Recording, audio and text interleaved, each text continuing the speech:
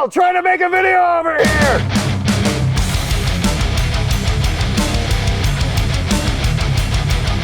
Hey everybody, how's it going? Greetings from Floral Island in the middle of the Philippines. This is the 42 Gastaway put on by Henning Pauly and Sweetwater and a whole bunch of other awesome brands. Henning's going to jump in here for a sec. How's it going, Henning? This is intro number 47 that Glenn recorded because apparently, you know, not a pro. Please mention the beautiful Mr. Google shirt that you can get at mrgoogle.com if you type in 42 Gear Island. But also there's going to be a link below and 15% off everything Mr. Google with 42 Gear Island coupon code. Thank you very much. That was an unpaid sponsorship. We just wanted fucking shirts. I've been doing a bit of pickup exploration on the show over the last few months, and a lot of you guys have appreciated it. A lot of you guys want to flay me alive for daring to suggest that pickups really aren't a big a deal as it's been made out to be, especially if you're a metal player. We're having a discussion here with my very good friend Colin. Hi, Glenn. From CS Guitar. I mean, Colin's been on the show numerous times over the years. Great guy. He's got a great show. Wines his own pickups because he's a fucking masochist. I love doing it. It's very relaxing. That's relaxing. Oh, yes. If you consider that relaxing, I suggest getting into herding cats.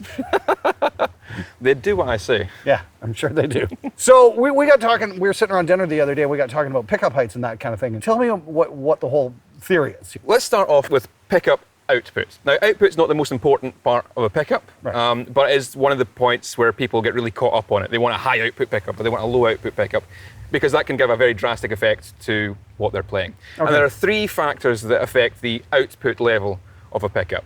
The first is induction, how many winds of copper there are. The more winds of copper you have, the more the signal is going to be generated. The second is the strength of the magnet. The stronger the magnet, the more volume it's going to have because it's magnetizing the strings. That's going to affect the string sustain though, so yeah, that's a whole thing. That's contentious. That's a contentious thing. We'll touch on that when we come back to that some other stage. So a stronger magnet will give it a lot more output. But the third is the height of the pickup. Right. The proximity to the strings determines a lot about the output level of the pickup. Right. If you've got a set of pickups where you're feeling, oh, everything's just a bit compressed, everything's a bit too hot, it's distorting even at a clean amplifier, and you want to get a bit more dynamic range, what you can do is just back the pickups down, pull them away from the strings, and you'll get more dynamic range on the pickup, more top end. Yes? Now, when you're talking dynamic range, what do you mean by that? What I mean by that is it's similar concept to headroom. In the case of when you hit a string, how loud can it jump before it just levels out, saturates. Okay. So if you want to get a big difference between very light picking and really hard picking, and you want to make sure that that signal can be captured by the pickup and then amplified by the amplifier to its fullest extent without hitting a ceiling at any point, that's what I'm talking about, dynamic range. All right, cool. Pickups can suffer the same as cranking an amp, and you'll lose that headroom, and everything starts to compress or distort or saturate. Pickups can do the same thing. There's a sort of limit to where they can generate an amplitude of signal to, having them further away from the strings. Stop talking about it. Show us what you mean here. So where are the pickups right now?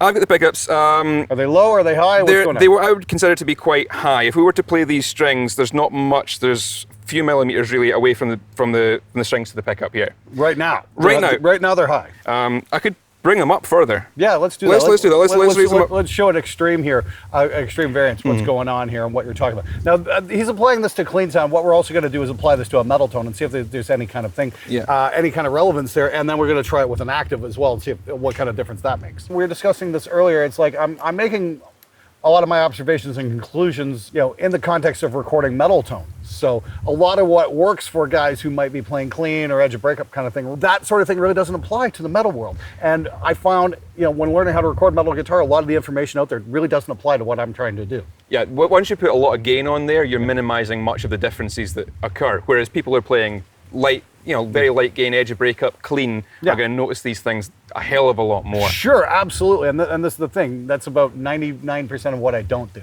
Sure. The power that I want them to be, the pickup is sort of in level with the fretboard at this point in time. Well, I'm going on the neck here, and let's see what I can...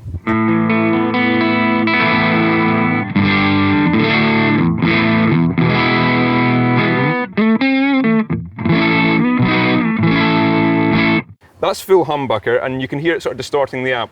Yeah. That's a clean amp where there's no boost on there. The output of the pickups is enough to start driving what the angle is doing. Sure. But if we're to back that down, and especially if we're to go in a single coil mode, what we'll find is that really Well, softens let's off. hear it in humbucker mode first, and then we'll do the split. This is something that I do. Split or a tap?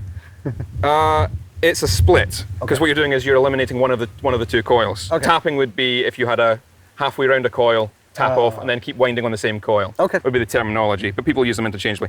Now I've backed it down towards the bottom half of the thing here. Yep.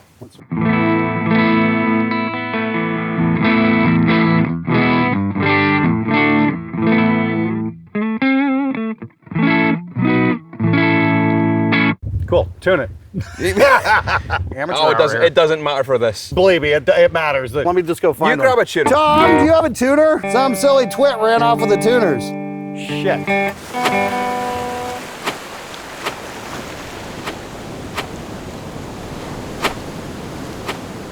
Now let's hear that. You want to do the split then? Let's hear that. Yeah, with a split, you're getting even more because you're taking one coil out. Yeah, exactly. And that's a very nice clean thing.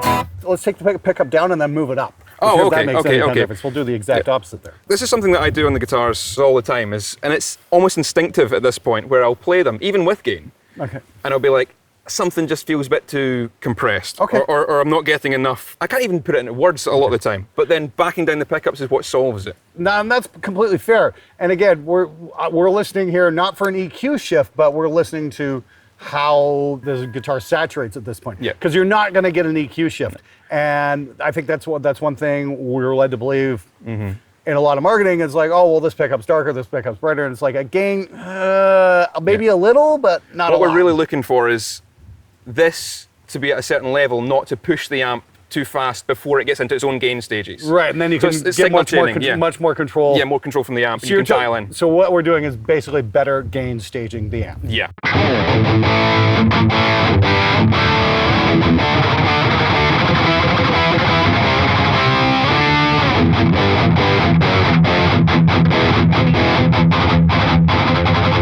I was gonna say there's nice kind of bark edge on the overall attack. It's got Yeah. that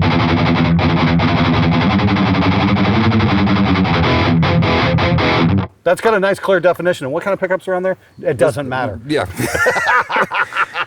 Yeah, meanwhile half the audience is doing but my bare knuckles. Nobody gives a fuck. Let's get them right up close then. Yeah. Let's hear the difference. Oh God, they're really close. And see what kind of a difference we get in the attack. There's more thickness there, isn't Yep.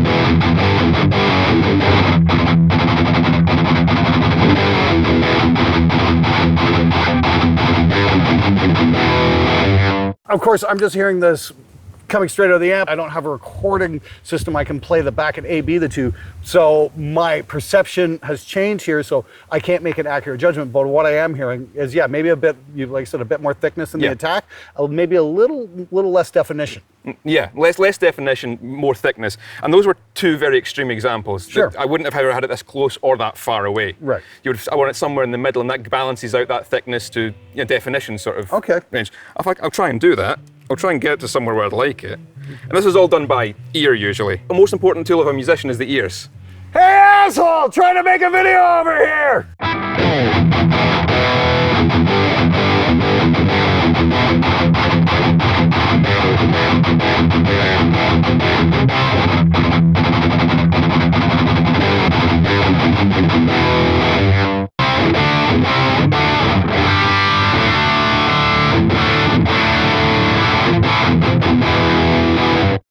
I mean, again, I don't have a reference here, so I really don't know what I'm listening to. It's like I literally have to stop and play things back and go, okay, what's what here? What do I really like? And this is the thing I encourage everybody to do in your home studios is every time you make a change, make a recording, and then make a series of recordings so you can listen to them and listen to your incremental changes and see what's actually working and what doesn't. That's the beauty of modern studios, is that that's very, very easy to do. Yes, and so many people just don't bother to do that. It's like, oh, I changed my pickups out. It sounds so much better. It's like, make an A/B recording, at least do yourself that favor. It's not like it's difficult or something like that, but if you make recordings, you compare them, then you can judge effectively. Now, on the complete opposite here, if I may, we also thought we'd try this using some EMG. Finally, I got it in. That's what she said. Just even on the way down here, though, I'm not going to try the clean sound because zero fucks given. But it's like, but I like playing Edge of Break. Why I'm glad you like Wimptone. I want In Flames. I want At the Gates. I want I want carcass heartwork. These are direct mounts, so I don't know how low I can get these. Are they moving at all? Oh yeah. Okay. So these are EMGs, but we're discussing on the way down just to shoot. It's like, I'm like, yeah, let me grab a down rock. And you kind of scoffed and went, oh, well, you're putting a preamp on it, so it's not really going to make that kind of a difference. Well, this is the thing. That's the assumption. Let's find out. Let's put it to the test. Let's because this is all about the gain staging and the output going through the amp. As soon as you've got another preamp in there, it's again another stage of minimizing the difference between. But it should still, nonetheless. I knew if this was true. But the EMGs, the 8185s that have the flat black plastic thing. Yeah. I remember someone giving a piece of advice a long time ago that they should be as close to the strings as you can possibly get them to be. And I never quite understood what the logic was for that. Okay. So whether that was just a piece of random advice that was thrown out, or whether there was some actual science behind that, I'm not sure. Random advice on the internet? No, Sid, that never happens. Everybody is perfectly informed about everything at all times, and you should always trust everything trust everybody everything you says say, online. and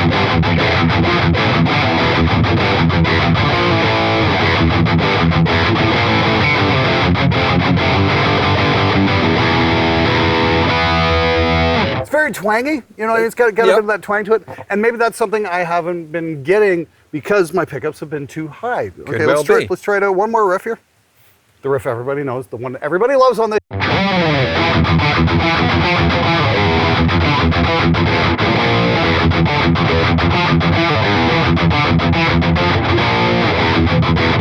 It's definitely got a real twang to the sound. There's more of a kind of vintage sort of thing with the gain going on there. Yeah, exactly. So let's raise it up and see what we get. And that's rule number one: is never be afraid to experiment. You know what I mean? If something's not working, try something. You don't necessarily have to spend money. Yeah. Just try something different. It's like, did you try this? Did you try that? I find, a lot of the big complaints about tone and whatnot. I'm not getting the sound I want. I got to change my pickup. I got to change this. I got to change that. It's like, did you change your string? Another thing about changing the pickup's heights is I found a lot of people don't even know they can do it. They've never even thought to go, oh, I can actually change that aspect of the guitar. It's some new concept. Really? Yeah. Oh yeah, really. The amount of people, and the same with traditional humbuckers like these with the pull pieces that can be adjusted. You can adjust them up and down for different string balance. No shit. Okay. Yeah, and because different strings will have different output space and the thickness, and you can balance them there. Again, with a high gain sound, that difference is minimal. Sure. But if you're going clean sounds, some people can really hear the difference. Well, that was the thing. I shot 10 guitars out at high gain through an amp sim, and the tones were very, very, very similar. There were some differences for sure. I'm not saying they didn't exist, but it was pretty fucking minimal. I'm going to revisit that. I'm doing a 3-stage test on that one just to kind of cover all the bases. So let's check it out one more time.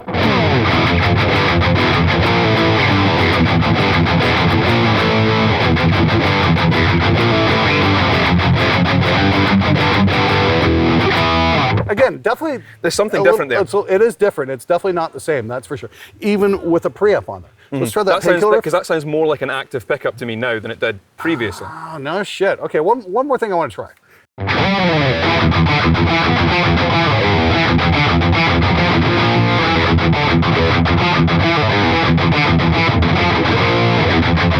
Okay, that definitely fattened it up. Anyway, that's my perception. Anyway, I mean, like, I might hear this on playback and go, oh God, yeah, there was no real change there. But that's what I'm hearing anyway. So what I'm going to do is I'm going to bring this back down. I'm going to try backing this pickup down and bringing the gain up on the amp. With the pickup down was like, I wanted more gain. So let's try. And it might be more prevalent with an active pickup. Yeah. The height difference. There may be some truth in that. Get it closer.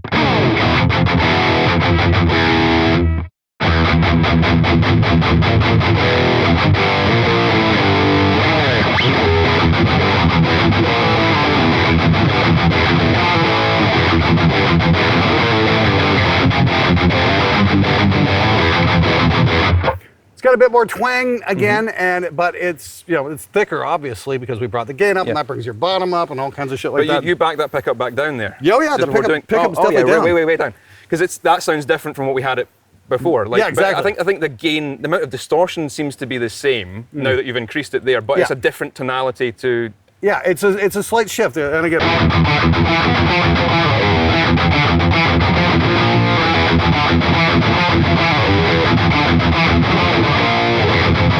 That's, again, I got a bit more of that twang to it. So yeah, maybe if you're looking for more definition, whether it's active or passive, maybe back your pickups down just a notch. And again, it's about gain stages. The same thing goes, you know, when you're working with microphones and preamps and that kind of thing, is like if you're miking up a guitar cab, you know, make sure it's at the appropriate volume, and then make sure your mic preamp's at the appropriate volume so you're not clipping that. Might be the same kind of thing here where you're kind of just you know, rounding off the signal because you've got too much of it going into the actual magnet. Yeah, too much from here, and that limits you further along the chain. Okay, and if you're fighting with your amplifier to try and dial in a sound that you can never ever achieve. Okay, now that sounds perfectly reasonable to my ears. Thanks very much for laying that all out for me, Colin. Thank you very much. Really appreciate it. Thanks for coming on the show. As always, you're more than welcome to join us at any time. If you guys absolutely. want to see more of Colin on the show, hey, leave a comment below. And if you haven't checked out his show, check it out. It's really freaking cool. Colin does a lot of science-based videos.